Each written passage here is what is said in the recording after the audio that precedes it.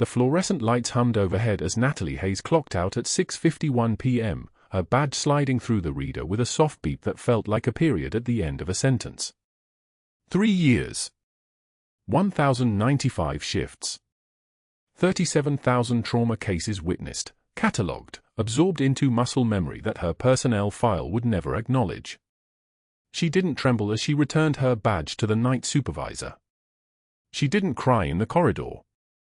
She simply folded her scrubs into her locker with the same precise movements she used for sterile field prep: crease, crease, fold, and walked toward the exit with her chin level and her shoulders squared.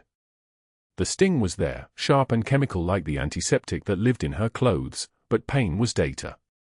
Pain was information. She had learned that lesson in places Houston would never know about. The parking lot stretched before her in the dying Texas heat, humid and oppressive, the kind of air that made breathing feel like work. Her ancient Honda Civic waited in the same spot it occupied every shift, far from the building, back corner, habit from another life where you never parked, where extraction would be predictable.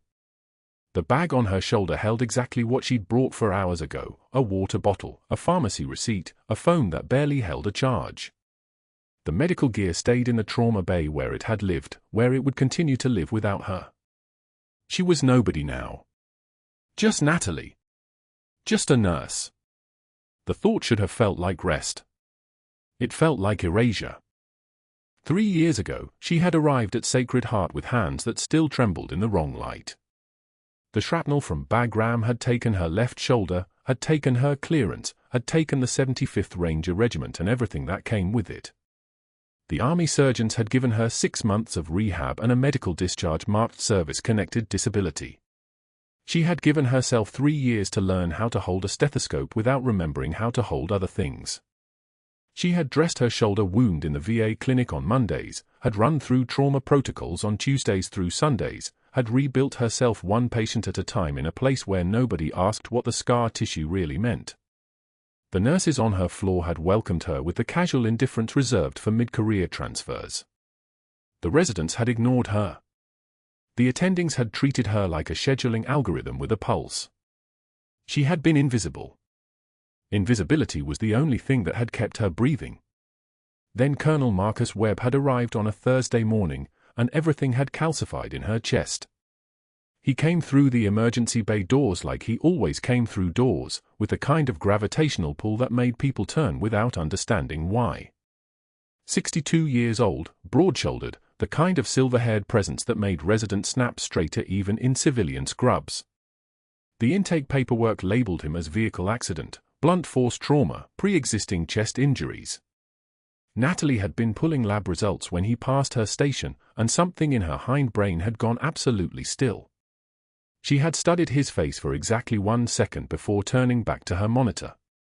Officers trained you to recognize the chain of command in a heartbeat. They trained you to stand at attention before you knew why.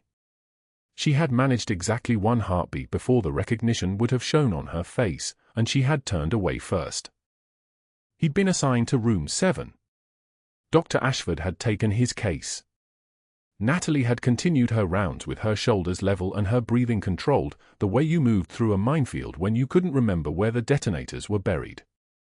The incident had happened at 2:13 p.m., during Dr. Ashford's afternoon clinic call. Natalie had been restocking the medication cart on the 3rd floor when she'd heard his voice drifting through the partially closed door of an unused supply closet, a place where he apparently believed the sound wouldn't carry. It had. Sound traveled like shrapnel in hospitals. It traveled straight and fast and punched through anything you tried to hide behind. "I need the next 30 morphine vials from the Saturday shipment," he had said, his tone pitched low and casual like someone ordering coffee. "Route them through the private clinic's vendor account instead of the hospital pharmacy." "No, nobody checks those particular suppliers. I've been moving product for 8 months, the pain management contract doesn't have the oversight yet. Tell him his deposit should clear by Wednesday." Natalie had stood absolutely still, the medication cart half full behind her, her breath caught at a depth that made her ribs ache. She had not moved. She had not made a sound.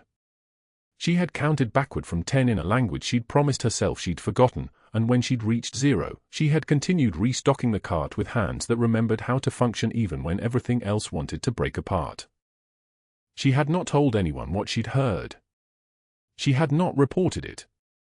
She had told herself it was not her job, not her business, not her problem. But that was the lie she had been telling for 3 years, that she could be someone other than Major Natalie Hayes, that she could stand in a hospital watching someone poison the thing she had spent her career protecting and do nothing about it.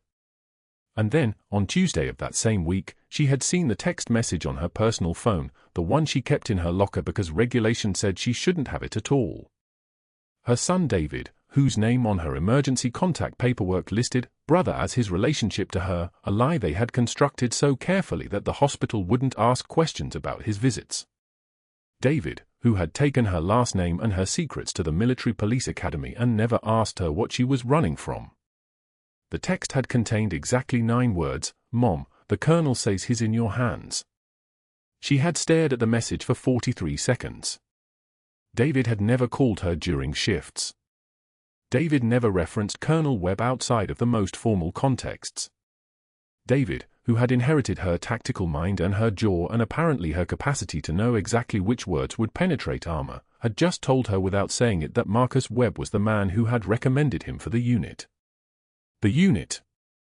The 75th Ranger Regiment successor teams, the ones that trained the way she had trained, the ones that asked the same questions about loyalty and violence and sacrifice that she had answered in dust storms and dark corridors. She had turned the phone face down on the medication cart and had continued her shift with hands that had not visibly changed their rhythm. Now, walking through the Sacred Heart parking lot toward her car, she could feel the faded unit patch sewn inside her jacket lining, pressed against her ribs like a kept secret. The 75th Ranger Regiment in threadbare tan stitching, barely visible if you knew where to look, a piece of her that she had buried with her service record and her clearance and her last name. She had cut it from her dress uniform on the day the discharge paperwork came through. She had kept it the way another woman might keep a wedding ring from a marriage that had ended, not as a memory, but as proof that she had once been someone else, in a time before Major Natalie Hayes had learned to become invisible. But Colonel Marcus Webb had seen her. Had recognized the bearing in her shoulders, the way her hands moved with the precision of someone who had been trained to save lives in conditions that civilians couldn't imagine. He had whispered her call sign, the name that had meant something in rooms where classified briefings happened, before the anesthesia had taken him. And now, as she reached her car door and felt the Texas heat radiating from the metal, she understood with a clarity that felt like ground giving way beneath her feet that there was no such thing as starting over. There was only the people who found you, no matter how carefully you had covered your tracks, no matter how completely you had learned to be someone else. She stood in the parking lot for exactly 14 seconds, her hand on her car door handle, feeling the weight of the patch against her chest like a second heartbeat. Then she slid into the driver's seat, turned the ignition, and pulled out into traffic without knowing that her shift at Sacred Heart Hospital had just ended forever, or that the next time she heard her true rank spoken out loud, it would be in a voice that had learned to give orders by watching her do it first. The night shift at Sacred Heart ran on coffee and silence, the kind of silence that came at 2 in the morning when most of Houston slept and the ER belonged only to the broken and the people who fixed them. Natalie moved through the trauma ward with the precision of someone who had learned long ago that wasted motion cost lives. Her hand steady on the 4 lines, her voice low and clear when she called vitals to the residents, her presence exactly what it needed to be, competent, invisible, forgettable. That was about to change. The overhead speaker crackled at 2:17 a.m. Natalie was checking a post-op dressing when Dr. Ashford's voice filled the entire floor, carrying his words like a performance he had been planning all shift. Code yellow, all staff. Has anyone seen Natty the newbie? Natty? We're missing our newest trauma nurse. Natty the newbie, report to the charge desk immediately. Natty. The room went dead silent. Resident Dr. Chen bit the inside of her mouth. 2 nurses at the medication cart exchanged glances but said nothing. The attending physician in Trauma 2 pretended to focus intently on his patient's chart. Natalie kept her hands moving, kept taping, kept working, kept breathing in that same measured rhythm she had learned years ago when the sound of mortars meant someone was about to lose a leg and emotion was a luxury that got people killed. She finished the dressing. One breath. Then she walked toward the charge desk. Dr. Ashford stood waiting, his posture casual but his eyes bright with the specific pleasure of a man who had found a way to hurt someone without technically doing anything wrong. He was 38, legacy admission to Johns Hopkins, board certified in emergency medicine and apparently board certified in calculated cruelty. His white coat carried the weight of generational money the way some men carried weapons, like an extension of something that made him dangerous. "Natty, there you are," he said, his voice carrying across the open floor where every staff member could hear. "We were so worried. Thought you might have forgotten your name. Natty the newbie. It's got a nice ring. Don't you think? Like a cheerleader. Very bright. Very new." Natalie stood 3 feet from the desk. Her hands hung at her sides. One measured breath. "Dr. Ashford, I need you to understand something," he continued, and the performance was for the entire floor now, she could feel it. "The trauma ward has standards. We can't just have anyone patching up our patients. Takes experience. Takes judgment. Takes someone who knows what they're doing. You've only been here, what, 3 years? 3 years of learning how real nurses work." The residents watched her. The attending in Trauma 2 had abandoned his pretense of looking at the chart. Even the surgical tech from the OR had paused to listen. Natalie's throat did not tighten. Her voice did not shake. When she spoke, it came out steady and low. "Is there something you need me to do, doctor?" "No," Ashford said, and his smile sharpened. "That's the thing. There's nothing I need you to do right now. Why don't you take a break? Get some air? Natty the newbie needs to decompress." She turned and walked back to the supply station. Behind her, she heard Dr. Chen exhale softly. She heard one of the nurses mutter something under her breath. She heard Ashford's laughter, brief and satisfied, before he returned to his patient in Trauma 1. The first blow had landed. She absorbed it the way she had absorbed worse, with one steady breath and the knowledge that flinching only encouraged the predator to bite harder. But that wasn't the end of it. At 3:42 a.m., when the floor had finally quieted and Natalie was restocking the supply closet on C-Wing, the door closed behind her and Dr. Ashford's voice came low and precise in the darkness of the shelves.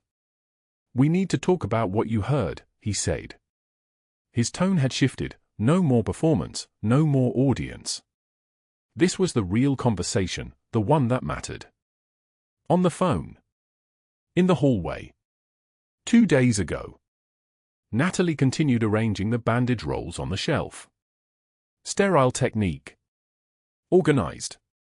Controlled. She said nothing. "I know you heard me," Ashford continued. "You were coming out of the break room. I was speaking to my associate about a private clinic distribution arrangement. Very lucrative. Very legal. But I'm concerned that you might have misunderstood what you overheard, and I'm even more concerned that you might feel compelled to discuss it with someone who also wouldn't understand." She turned to face him. The supply closet was narrow. He filled the doorway completely. "So here's what's going to happen," he said, and his voice carried the kind of certainty that came from knowing he had all the institutional power. "You're going to forget what you heard. You're not going to talk to the charge nurse, the nursing supervisor, administration, or anyone else. Not your friends. Not your family. Not the person you trust most in the world. Because if you do, I will make sure that this hospital has no record of any nursing license you ever held in the state of Texas." He stepped closer. The shelf dug into her spine. "I can destroy your career before you understand what happened. One phone call to my brother-in-law, who happens to be the state licensing board's legal counsel. One conversation with hospital administration about a pattern of medication errors we've been documenting. One report about inadequate patient care. I have the documentation. I have the witnesses. I have the authority to make sure you never work in healthcare again." Natalie met his eyes. One measured breath. He was waiting for fear, for tears, for the small shake of her head that would indicate he had won. Instead, she said quietly, "Is that all, Doctor?" His jaw tightened. The power move had not worked the way he expected. She was supposed to crumble, to beg, to promise silence. Instead, she was looking at him the way someone looks at a problem they've already solved. "That's all," he said finally. "For now." He left the supply closet. Natalie waited exactly 30 seconds, then resumed her inventory work with the same precision as before. Her hands did not shake. Her breath did not quicken. But when she pressed her fingers against the faded unit patch sewn inside her jacket lining, the edge of it just barely pressing through the thin scrub fabric, she could feel her heartbeat thrumming underneath it like a second pulse. The second blow was calculated. This one was the warning shot. The third came at 6:58 a.m., just as the morning shift was arriving. The parking lot at Sacred Heart stretched east toward the Houston skyline, where the city was just beginning to wake. Natalie had clocked out at 6:53 and was walking toward her car when Dr. Ashford's voice caught her from the entrance of the ER. "Hayes," he called. Not Natty now. That was worse somehow. "I need to see you." She stopped. Turned. The incoming shift was pulling into the lot, night nurses heading home, day nurses arriving for their 12 hours. At least 40 people could see what was about to happen. Ashford approached with the morning light behind him, which meant she couldn't read his expression, only his silhouette. A tactic. Everything with him was a tactic. "Effective immediately, you're being reassigned," he said, loud enough that the nurses arriving could hear him. "You're no longer on the trauma rotation. You'll be working pediatric intake. 7 a.m. to 7 p.m., starting tomorrow. Your trauma certification has been suspended pending review." One of the arriving nurses stopped walking. She was still 15 feet away, but she was watching. So was the surgical tech parking his truck. So was the security guard opening the ER doors. "Those duties are beyond your current competency level," Ashford continued. "The trauma ward requires experienced nurses. You'll work better with children. Less complexity. Less pressure. You'll start in pediatrics." Natalie's hands hung at her sides. The patch pressed against her chest. One measured breath. Then she said, "Understood, Doctor." "No complaints? No questions?" He sounded almost disappointed. "You're not going to cry? Fight? Do something?" She met his eyes across the dawn-lit parking lot. Behind him, the Houston skyline was catching fire with the first light, gold and pink bleeding into purple, and the sky looked like a wound healing. One tear escaped her left eye. She raised her hand and wiped it with the back of her wrist, slow and deliberate, never breaking eye contact. Then, in a voice so quiet that only he could hear it, she said, "You're making a mistake you'll remember." Ashford's face flushed. She had not crumbled. She had not begged. Instead, she had delivered a promise that cut deeper than any insult, and he could feel the blade of it, the certainty in her voice that this moment would define something for him, that he had miscalculated something fundamental about the woman standing in front of him. "Go home," he said, but the edge had left his voice. "Come back tomorrow. Pediatrics. 7 a.m. Natalie turned and walked toward her car. The incoming shift watched her pass. The morning sun warmed the asphalt beneath her feet, and she could hear the city waking up, sirens, traffic, the distant rumble of a helicopter crossing the sky somewhere over Houston. She made it to her car. Opened the door. Slid into the driver's seat and pulled into traffic without looking back at the hospital, at Ashford, or at the faces of the nurses who had witnessed the entire humiliation. But that wasn't the worst part. At 3:17 a.m. exactly, 9 hours and 14 minutes after her shift should have ended, the night shift at Sacred Heart was about to fall apart.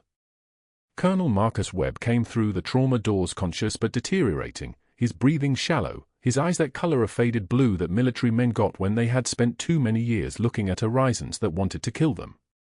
Tension pneumothorax. The shrapnel had finally shifted, cutting into his lung cavity, and his right side was collapsing in on itself like a building mid-demolition. Dr. Ashford was in the ER. The attending was in the ER. 4 residents and 6 nurses were in the ER. And none of them moved the way Natalie would have moved. Ashford ordered a tube, but his hands were shaking slightly as he set up the equipment, just a tremor, just enough to make the procedure take 30 seconds longer than it should have. The attending called for a chest X-ray, but the portable machine was 2 minutes away and the Colonel's oxygen sat was already dropping. 78%. 73. 68. The ICU was full. The surgical suite was occupied. The patient was deteriorating in real time, and every person in that trauma bay was moving through water, moving through time that had suddenly become thick and impossible. At home, in her apartment in a complex that charged her $1,500 a month, Natalie was lying in bed with her phone on the pillow beside her. She was not asleep. She was listening to her son David's last text message, reading it for the 47th time since his unit deployed 6 months ago. "Mom, the Colonel says he's in your hands, take care of him." She did not know that Colonel Webb had just checked into her hospital. She did not know that he would crash on her designated shift in 9 hours and 14 minutes. She did not know that everything she had spent 3 years building, her new life, her invisible identity, her carefully maintained distance from the woman she used to be, was about to shatter in a way that would leave her standing in a parking lot at 6 a.m. watching 3 Black Hawks descend from the sky like judgment. But her hands knew.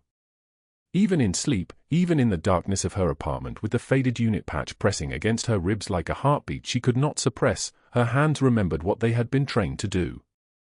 And at 3:17 a.m. at Sacred Heart Hospital, while Colonel Marcus Webb's oxygen sat dropped to 54%, while Ashford fumbled with the needle, while the entire trauma team froze in the specific paralysis that comes when the person in charge is no longer competent, Natalie Hayes woke up suddenly in the darkness of her bedroom. Her eyes opened.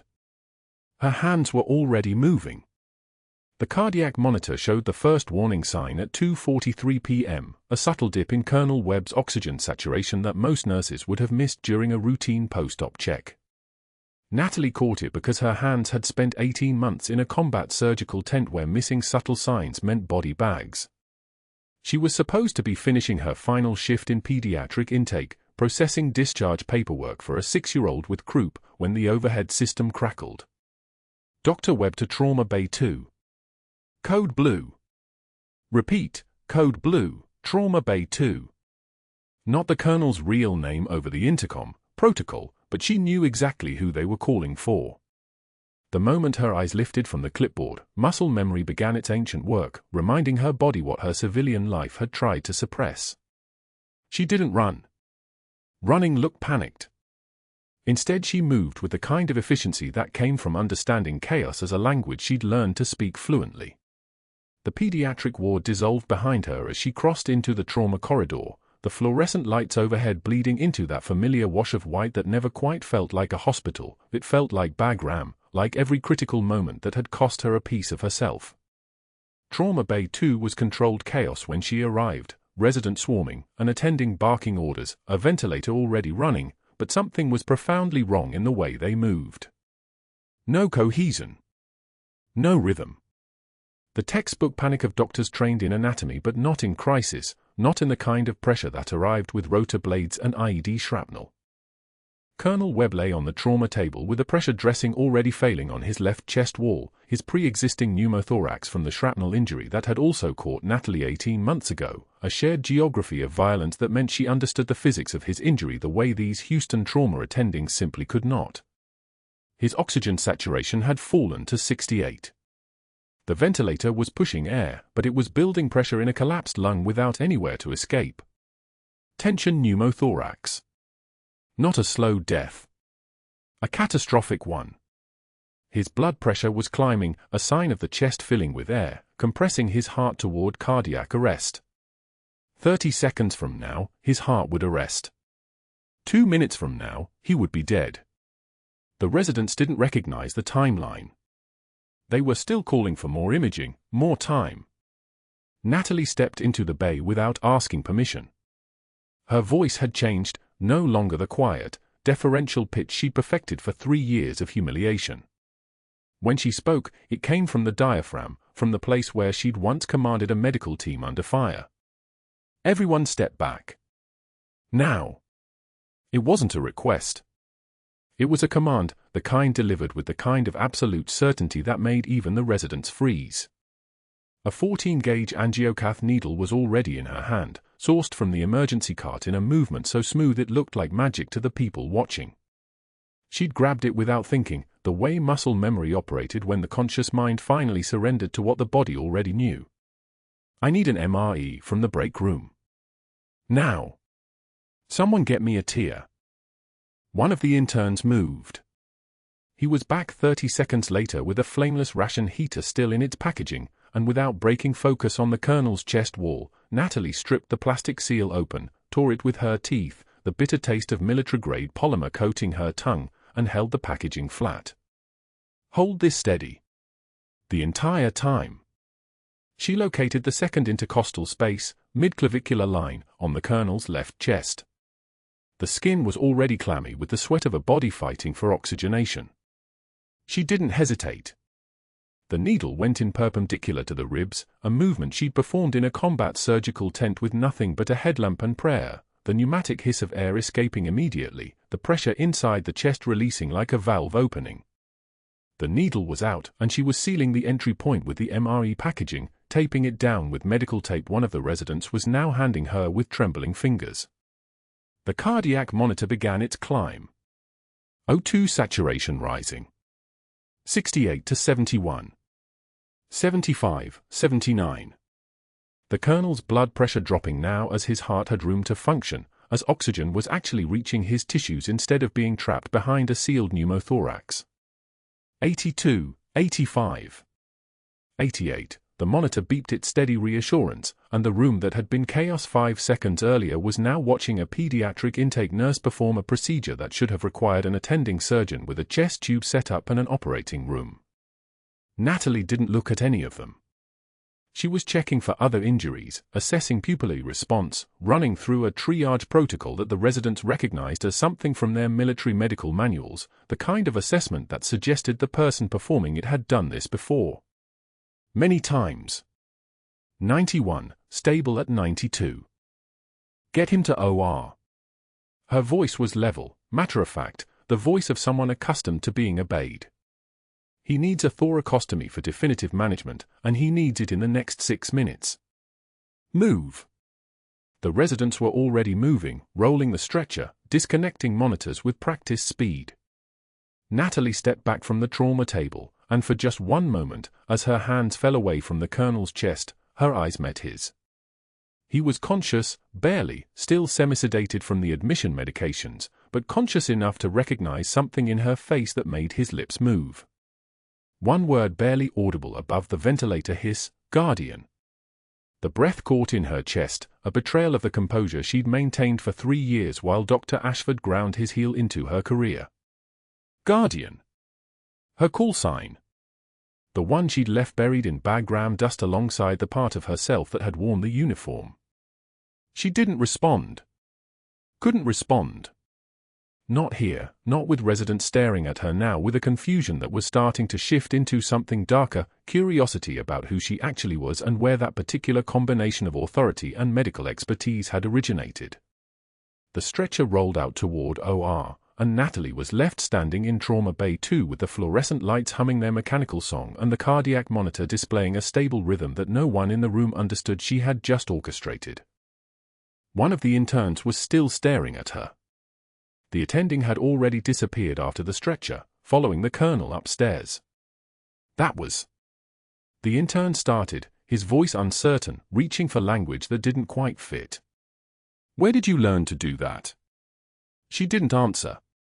Instead she turned toward the exit, peeling off the blue latex gloves with the kind of casual precision that suggested she'd been doing this for longer than 3 years at Sacred Heart.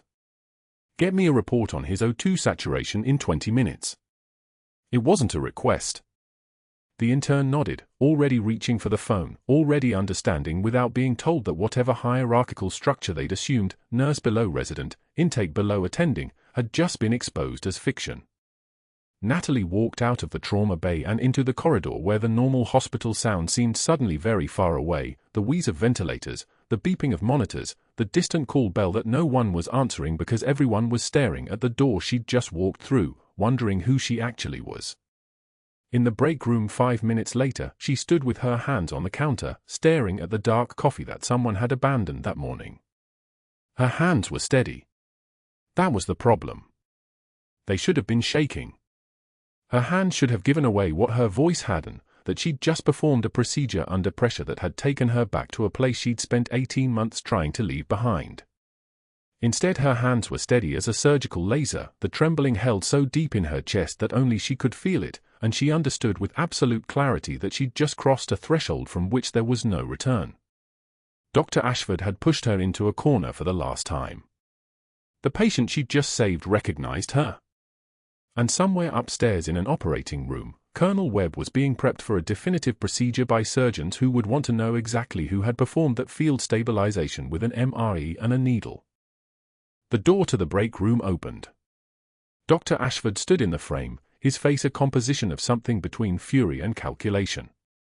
He'd been watching. He'd seen everything. And whatever decision he'd been considering before about how aggressively to eliminate her career had just crystallized into something far more decisive. Dr. Ashford arrived at the trauma bay at 11:43 a.m., his Italian leather shoes clicking against the polished floor in a rhythm that made every resident tense. He stood in the doorway for exactly 3 seconds, taking in the scene, Natalie's hand steady on Colonel Webb's chest, the monitor climbing, the residents frozen in positions of deference around her. His face did something complicated. It hardened. "Step away from the patient," he said. Not a request. A command delivered with the weight of institutional authority behind it. Natalie did not move. Her eye stayed on the monitor. O2 sat 94 and climbing. Sinus rhythm holding. The colonel's chest rose and fell with the mechanical precision of the ventilator, and every second mattered more than whatever Dr. Ashford was about to do. "I said step away." He moved toward her, his presence suddenly filling the entire bay like pressure building before a storm. "Now." She finished the bandage. One final check of the chest seal. The plastic from the MRE held firm against his skin, the tape she'd applied creating a seal tight enough to prevent air from escaping with each breath. Only then did she turn to face him. Dr. Ashford's hand was already reaching for her arm, and when she stepped back voluntarily, his fingers closed on empty air. The small humiliation of it made something flicker across his face. He recovered instantly, his voice dropping to the tone he used for disciplining residents who questioned his authority. "You violated protocol. You exceeded your scope. You gave direct orders to attending physicians." Each accusation was a nail driven into the coffin of her employment. "You're finished here. Effective immediately, you are banned from this unit. Security will escort you from the building." The room went so quiet you could hear the ventilator wheeze. Natalie's hands were steady. Her voice, when she spoke, came out measured and even. "The patient required emergency intervention. I provided it. You provided nothing but insubordination." Dr. Ashford turned away from her, dismissing her like something he'd scraped off his shoe. "Someone call security. Now." She watched him walk to the phone mounted on the trauma bay wall, and she already knew what was coming. Not because she could read minds, but because she'd seen this play before, in different uniforms, different buildings, but the same choreography. A man with power, feeling threatened, making calls to consolidate that power before it slipped away. The first call took 43 seconds. She heard his voice through the open doorway as she was removing her gloves, heard the careful phrasing, "I need to file a formal complaint about a nursing staff member who initiated unauthorized procedures on a patient under my care. Yes. Major violation. I'll need this documented immediately." The pause. "Thank you. I'll follow up in writing within the hour." The second call came from the hallway. She caught fragments of it as a resident tried to distract her by asking questions about the procedure. "My brother-in-law needs to understand the liability exposure here. A nurse practitioner with delusions of authority. No, I'm not exaggerating. I want everything in writing before she tries to fabricate a defense. His voice had taken on the texture of someone protecting assets, covering angles, ensuring that when this went sideways, it would go sideways in directions he controlled. The third call was the shortest. State Nursing Board?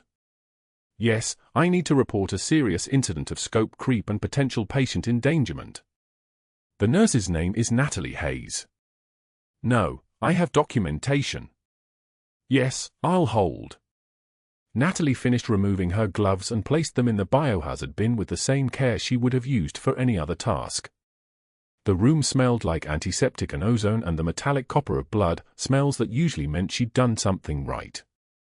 Today they meant she'd done something unforgivable in the eyes of a man who'd already decided her fate before she'd ever touched Colonel Webb. Dr. Ashford reappeared at the trauma bay entrance, his phone already disappearing into his pocket. His expression had settled into something that might have been satisfaction on anyone else, but on him it looked more like the relief of a man who'd just locked all the exits. Security will be here in 5 minutes, he said to the room, but his eyes were on her. You'll proceed directly to the laundry facility and return all hospital property. You are not to speak to patients, staff, or visitors. Is that understood? She held his gaze for exactly 2 seconds. Understood. The silence between them stretched like a held breath. Then he turned away, and she was nothing. Not a nurse. Not a person. Not anything worth remembering. Security arrived at 11:58 a.m., 2 officers she'd never seen before, which meant Dr. Ashford had called ahead specifically to ensure they wouldn't know her, wouldn't hesitate, wouldn't see anything except the paperwork in his hands. They were professional about it. Neutral. That was somehow worse than if they'd been cruel. The laundry facility was in the basement, 3 floors down and a world away from the trauma bays. Fluorescent lights hummed overhead, casting everything in a sickly green that made even the white scrubs look faded. Natalie changed in the employee locker room, her hands moving through the motions with the kind of mechanical precision that comes from muscle memory and numbness working in perfect tandem. She folded the scrubs carefully. Blue fabric, still damp with the sweat from a 12-hour shift and a procedure that had felt like muscle memory reaching up through her chest and taking control of her hands. The crease she made was sharp. Institutional. The fold came next, one corner to the other, then in half again until the garment was nothing but a small rectangle of blue that fit in the palm of her hand. Dr. Ashford watched from the doorway. He didn't speak. He didn't need to. His presence was enough, a weight in the room like humidity before a storm, like the pressure drop before lightning finds its target. She laid the folded scrubs in the bin marked for return and turned to the locker that had held the only pieces of her civilian life she'd managed to accumulate. Badge. Keys. A photograph of David in his dress uniform, taken before his last deployment. The faded unit patch sewn inside the lining of her jacket caught on her finger as she reached for her personal items, and for 1 second, just one, her hands hesitated. That patch represented everything she'd spent 3 years leaving behind. The rank. The deployments. The weight of command. The moment in Fallujah when she'd held a Marine's spinal cord together with her hands because the field surgical team was 2 miles away and he was bleeding out. The night in Sanjin Valley when she'd called in a medevac for herself after the shrapnel caught her shoulder, her own blood hot on her neck, and made the choice that cost her 15 years of service and a medical discharge that never quite felt like an ending because endings required you to stop, and she hadn't stopped, she'd just changed locations. She removed the badge from its clip and laid it on the metal bench. Hospital ID. The photo from 3 years ago showed a woman with shorter hair and hollower eyes. A woman trying so hard to be invisible that she'd almost succeeded. The keys followed. Break room key. Supply closet key. Medication storage key. Each one a small surrender, a door closing, a version of herself being locked away in a locker she would never open again. Anything else in your locker is hospital property, Dr. Ashford said from the doorway. Not unkind. Just clear. You'll leave it. She nodded and closed the locker door. It made a sound like a vault ceiling. Like a coffin closing. Like the last helicopter lifting off and leaving you behind. The emergency bay doors opened onto Houston heat so thick it felt like breathing through a towel. 3 o'clock in the afternoon and the asphalt was already warped with heat shimmer, the sky overhead pale and brutal and empty of anything resembling mercy. Natalie walked through those doors and didn't look back, her jacket folded over her arm, the faded unit patch still sewn inside its lining against her ribs like a secret no one else could see.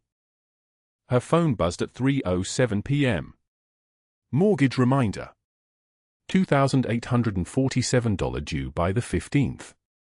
She had $1,300 in her checking account and no health insurance as of midnight. The text below it was older, from David, sent that morning before her shift. Mom, the colonel says he's in your hands, take care of him. She read that text 5 times as she walked. Each time the words meant something different. Each time they felt like an accusation wrapped in love, a responsibility she'd just surrendered, a promise she'd just broken. 3 blocks. That's how far she made it from Sacred Heart Hospital before her phone died. The battery had been at 9%, and she hadn't charged it because she'd been planning to work overtime, pick up an extra shift, build some cushion before the school year started.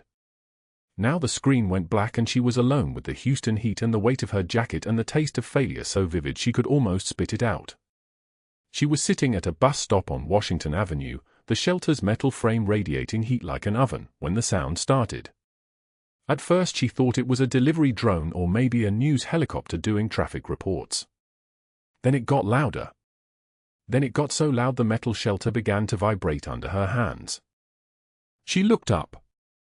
3 Black Hawk helicopters descended on the commercial street in perfect formation, their rotors shaking the power lines and sending shopping carts skittering across the parking lot like frightened animals.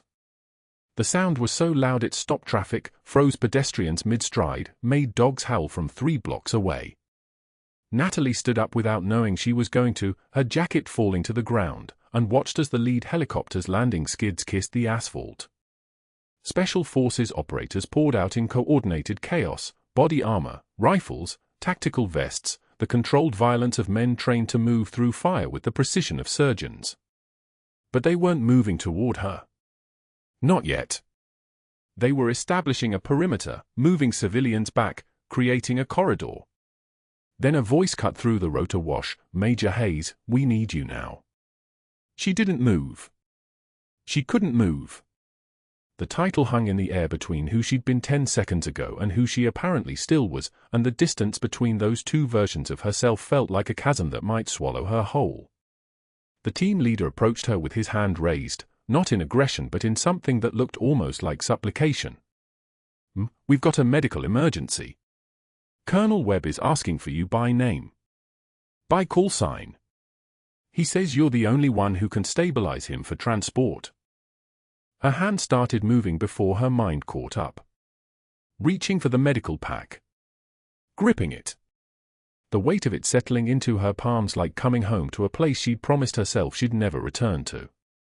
That was when she heard it, the second helicopter opening its cargo bay, and there, standing in the aperture with the Houston heat shimmering around him like a halo, was her son David in full tactical gear, his eyes finding hers across the distance, his voice cutting through everything else, Guardian.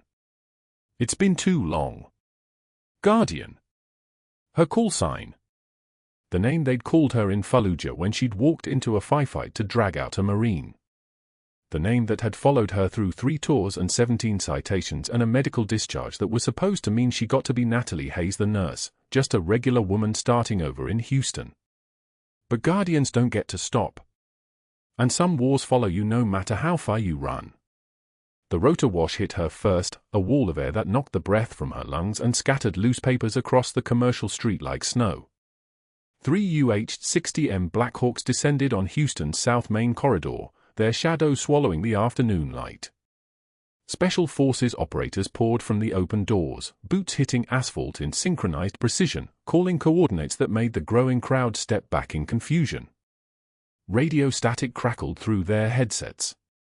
Pedestrians filming on their phones captured the impossible, armed soldiers in tactical gear touching down on a city block 3 miles from the nearest base. The lead aircraft side door gunner spotted her first, a figure standing alone in the middle of the sidewalk, the medical pack they dropped at her feet. The team leader's voice cut through the rotor noise like a knife through silk. "Major Hayes, we need you now." It wasn't a request. It was a command delivered across the frequency that connected her to 17 years of a life she'd buried.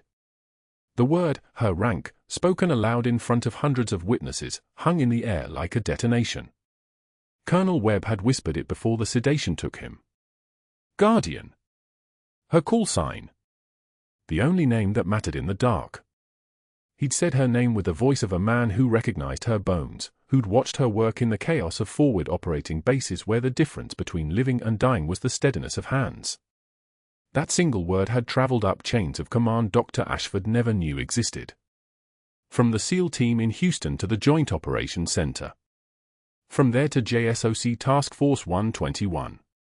The machinery had activated the moment she saved his life, not because she was a nurse, but because she was Major Hayes, and somewhere in the Pentagon, someone had just remembered that she existed. David stepped out of the lead helicopter, and for a moment the world compressed into 3 seconds of pure recognition. Her son. 26 years old. Sergeant First Class, 75th Ranger Regiment. He stood at parade rest as his boots touched the street, rain beginning to fall in a light drizzle that beaded on his body armor. When he opened his mouth, his voice carried the same low authority she'd taught him to use, Major. Not Mom. Not here. Not in front of the operators and the cameras and the crowd. Just the rank. Just the truth. She picked up the medical pack without looking away from him. Someone handed her a file, Colonel Webb's full emergency dossier. Her hands moved to open it, but before she could, the SEAL team leader stepped forward, and the civilians recording on their phones gasped as he began to speak. His voice was measured, the kind of calm that comes from having already survived the worst. For the record, everything you're about to witness is classified until 1800 hours. Major Natalie Hayes, U.S. Army Special Forces Medical Corps. 2 Bronze Stars for valor under fire. 1 Purple Heart for combat injuries sustained during the Bagram mortar attack that medically discharged her. Combat decorations earned over 12 years and 4 tours in designated conflict zones. The crowd had gone stone silent. A man in an Armani suit 3 blocks away had felt the atmosphere shift. Dr. Ashford had followed her from Sacred Heart in his Mercedes, filming on his phone to capture what he believed would be the perfect footage for his lawsuit, a fired nurse being forcibly removed by security, the narrative already written, the victory already assured. The car was parked at the curb. He stood outside it now, his expression cycling through confusion to recognition to something that looked like comprehension turning into panic. The phone in his hand hung at his side. Then the local news station went live. A reporter positioned herself on the sidewalk, her camera crew already rolling, already broadcasting to the Houston market. But the voice that came through their earpieces wasn't from the anchor desk, it was from a conference room at the Pentagon, a 3-star general with 37 years of command experience cutting into the broadcast with the kind of authority that made networks go silent. Dr. Richard Ashford, currently employed as Chief of Emergency Medicine at Sacred Heart Hospital, has been under federal investigation for the past 6 weeks for the systematic diversion of Schedule II narcotics to an unlicensed private clinic in Spring, Texas. The scope includes approximately 170 kilograms of pharmaceutical-grade morphine, fentanyl patches, and oxycodone. The financial benefit to Dr. Ashford totals $840,000. At this time, we're executing federal search warrants at his residence, his clinic, and his office. 17 million viewers are watching this broadcast. Dr. Ashford, you are directed to place yourself in federal custody immediately. The camera swung back to the street. Dr. Ashford's attorney, the brother-in-law who'd promised him protection, who'd drafted the legal strategy just hours ago, was being reached on his personal cell. The man's face appeared on the newsfeed via video call, and he stammered something about needing to consult with his client, then paused as he checked his phone. The camera caught his expression shifting from confident to something approximating fear. He looked directly into his phone camera, directly at his brother-in-law, and said 6 words that ended everything: "I'm dropping you. I'm done." The broadcast cut back to the street. Dr. Ashford stood motionless beside his Mercedes, his phone still hanging from his fingers. The crowd had expanded to 40, 50 people now, all recording. All watching. His lips moved but no sound came out. He tried to speak anyway, tried to explain, but his voice cracked on the first syllable. The officers who'd been dispatched to his residence would be there within minutes. The search warrant was being executed as he stood there, federal agents moving through his house with gloved hands, photographing his bank statements and his offshore accounts and the photographs on his desk of a family that would stop speaking to him by morning. 6 months later, the parking lot of Sacred Heart Hospital had been reconfigured. New entrance. New signage. New veteran-specific trauma integration program running on federal funding and VA contracts. Natalie supervised the program, not as a nurse anymore, but as medical director, a title that meant she coordinated care for active duty and veteran patients whose cases required the kind of expertise that only came from having held lives together in the dark. She wore scrubs to work. She always wore scrubs. Dr. Ashford wasn't in Houston anymore. He'd sold his house at a loss. The news coverage had made it impossible to find a buyer willing to pay market value. His medical license had been revoked during federal proceedings. His passport had been flagged. He was in Arlington now, working part-time at a strip mall urgent care clinic in a failing commercial center near the interstate, selling supplemental health insurance on his break. The name tag said Steve. He didn't use his first name anymore. When patients asked if he was a real doctor, he said no and changed the subject.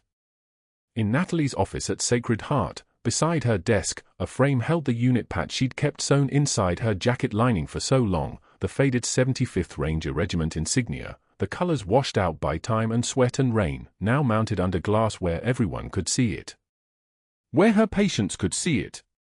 Where young soldiers coming through her program could recognize the insignia of someone who understood what they'd been through, not from a textbook, but from the inside of a gunfight.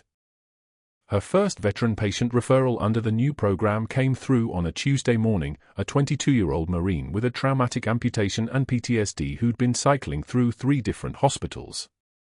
Natalie pulled up his chart, reviewed his service record, then walked into his room and introduced herself. Not as Dr. Hayes. Not with her rank. Just her name and her credentials and the simple fact that she'd seen what combat looked like and she was going to help him navigate what came after. He looked at her name badge for a long moment, then at the unit patch visible through her office window behind her. His eyes widened slightly. "You were 75th, he asked.